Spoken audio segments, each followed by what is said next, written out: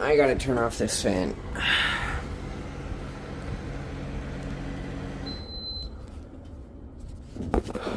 There, sorry. People need to learn how to use their middle fingers. They need to learn, they need to figure out what they believe. They need to learn what they will stand up for and what they will let slide. In COVID, so many people didn't know what they believed, and that's what you saw. It's wishy-washy. It's what this person's saying. It's what that person's saying. It's whatever the current information is out there. And at some point, you just had to say, this is what I'm doing. I'm either for this or against this. I'm going to follow the status quo, or I'm going to be against the status quo. This was the choice we were faced with. And there isn't really a middle ground when you're brought forward with these decisions, because even when your inaction actually just breeds action in the opposite direction that you're wanting to go. You're trying to avoid the decision, the hard decision, the decision that will cause you to lose friends, the decision that will make you an outcast for a bit before you find your community. You want to avoid that. You don't want to go through that pain. But it is freeing to know what you believe in.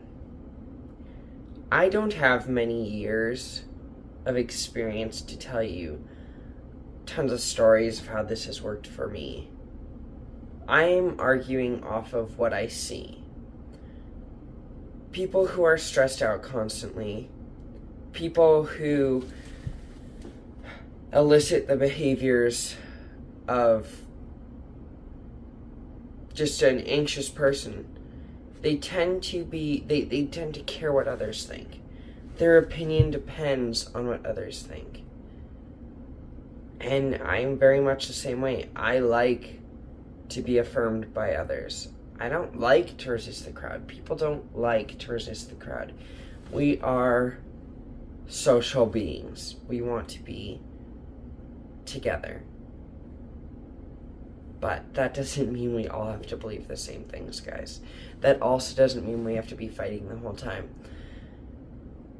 But there are some things, some morals, that when people come against you, you should have split-second responses. You've got it downloaded. You've got the information downloaded. If it's important to you, you should research it, and you should have a comeback. Because you know what's super duper duper duper annoying? Is when you're in a conversation and it's something you care a lot about and someone says something negative or that opposes your viewpoint and you have no rebuttal. You have nothing to say to them. This happened to me just the other day. We're talking about religions and whatever. And when I said that I'm a Christian, there were oppositions, and then I had no idea how to come back. I hadn't researched it. I didn't have the tools in my toolbox.